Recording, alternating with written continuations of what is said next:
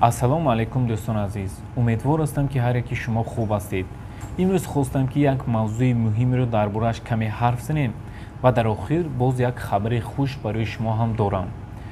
агар вақтҳои охирро нигоҳ кунем, муҳоҷирон ба ду қисм ҷудо шудаанд.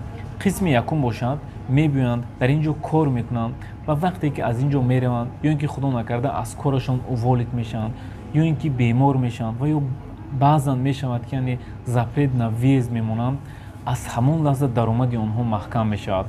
онҳо бениҳоят азоб мекашанд ва боз ҳастанд нафароне ки дар ин ҷо мебиёянд пули хуб кор мекунанд, дар як рӯз 4-5 ҳазор рубл кор мекунанд ва бо ҳамин қаноат карда, яъне рӯзи худро хат мезананд ва дар бораи оянда фикр намекунанд.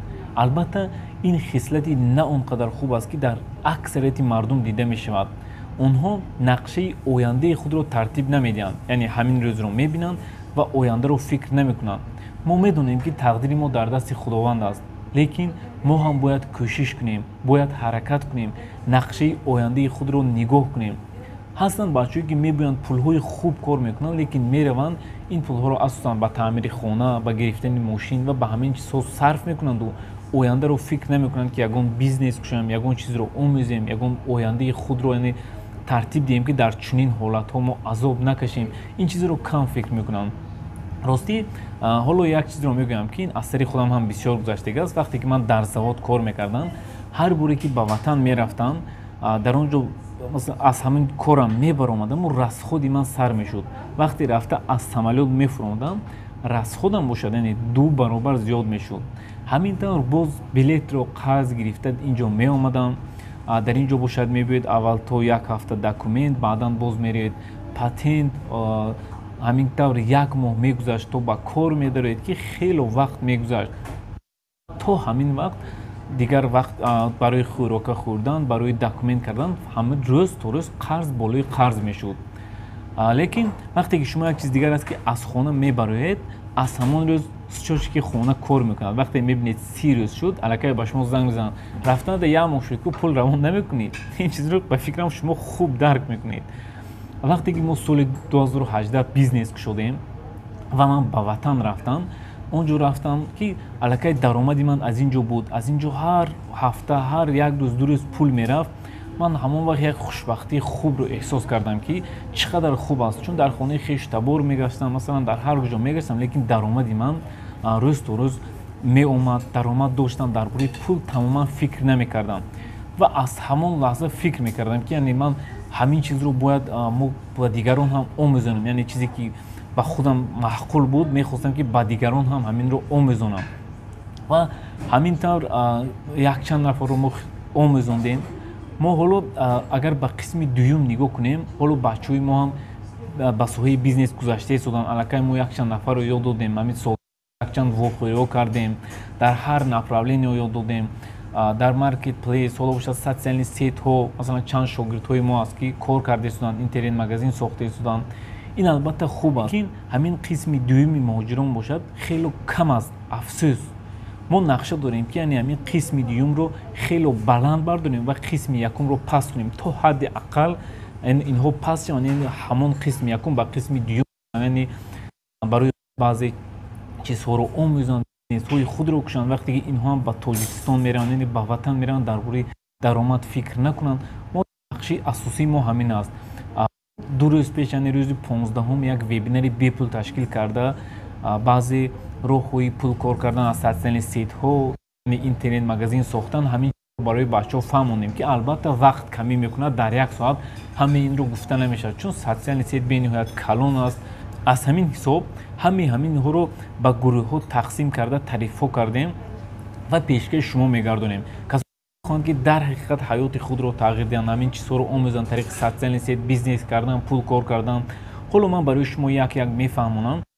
шумо метавонед ки ин чизҳоро истифода карда, яъне аз рӯи идея, аз рӯи нақшаи худ кадомаш ба шумо маъқул аст гирифта истифода карда, оянда метавонед ки ҳаёти худро тағйир диҳед. ҷойҳо бениҳоят кам ҳаст, чун мо танҳо дар вебинар сар дода будем ки як ҷои мо ба 45 нафар одам рост меомад, аллакай дар давоми як сӯтка мо якчанд қариб нисфашро фурӯхтем. ҳоло бо аз рӯи экран ман ба шумо мефаҳмонам ва ҷойҳояшро ҳам дар борааш маълумот медиҳам. хуб биёед аз рӯи ноутбук ман ҳамашро мефаҳмонам. хуб дӯстони азиз, акнун мо мегузарем ба фаҳмондадиҳии курс. ин курси мо аз 3 тариф иборат аст. аксияш бошад то рӯзи 22 октябр давом мекунад.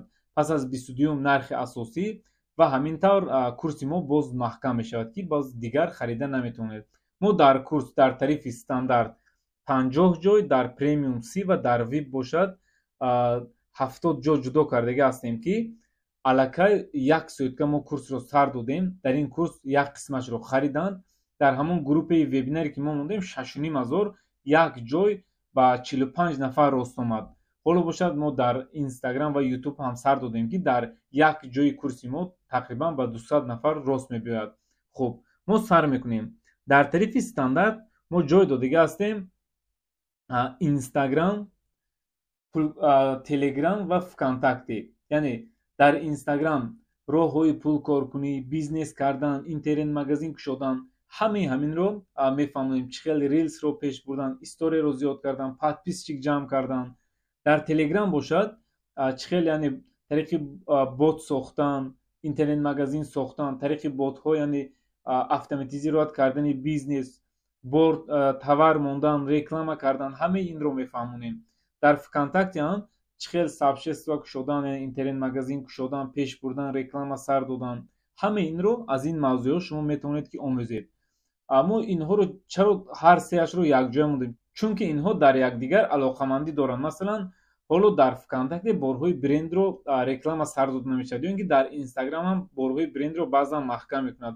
дар чунин ҳолат шумо метавонед борҳои бренди худро дар телеграм гузоред, чун дар телеграм ограничения нест. баъдан силкаи телеграмро мисол дар инстаграм мемонед, ё ин ки клиентҳое ки бренд гирифтаанд ба онҳо пешниҳод мекунед, онҳо медаранд инро мебинанд, ё ин ки дар вконтакте таргет сар медиҳед силкаи телеграмро. касоне ки лозим аст медаранд борҳои бренди шуморо аз ҳамон ҷо метавонанд ки бинанд. акнун дар тарифи премиум бошад чизе ки дар стандарт ҳаст, ҳамаи инро мо мефаҳмонем. баъдан боз добавид мешавад анализ интернет магазин.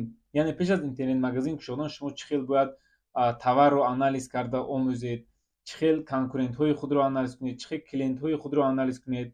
ин чиз дар премиум добавид мешавад. боз дар премиум яъне продажа ин чӣ хел бо поставщик переговор кардан, бо яъне боро гирифтан, ҳаминро чӣ хел муомила кардан дар ҳамин тарифи премиум ҳам ҳаст. инчунин чат gptро ҳам дар ҳамин тарифи премиум шумо метавонед ки омӯзед ки яъне кори шуморо бениҳоят осон мекунад.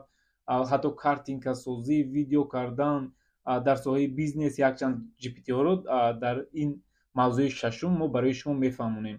ва як бонуси дигар аз тарафи мо чӣ хел ба яндекс карта пайваст шуданро ҳам дар ҳамин премиум как бонус дарсашро барои шумо медиҳем ва ин дарс дар касоне ки тарифи випро ҳам мехаранд дар онҳо ҳам тӯҳфа карда мешавад. яъне чӣ хел бизнесҳоро ба яндекс карта пайваст карда мо пул кор кунем, аз ин огаҳ хоҳед шуд. хуб акнун дар тарифи випи мо дохил мешавад чизҳое ки дар стандарту премиум буд, ҳамаи инро меомӯзед. баъдан добавид мешавад дизайнерӣ, яъне чӣ хел монтаж кардан, фотошоп кардан, ҳамаи инро шумо метавонед ки аз тарафи вип омӯзед.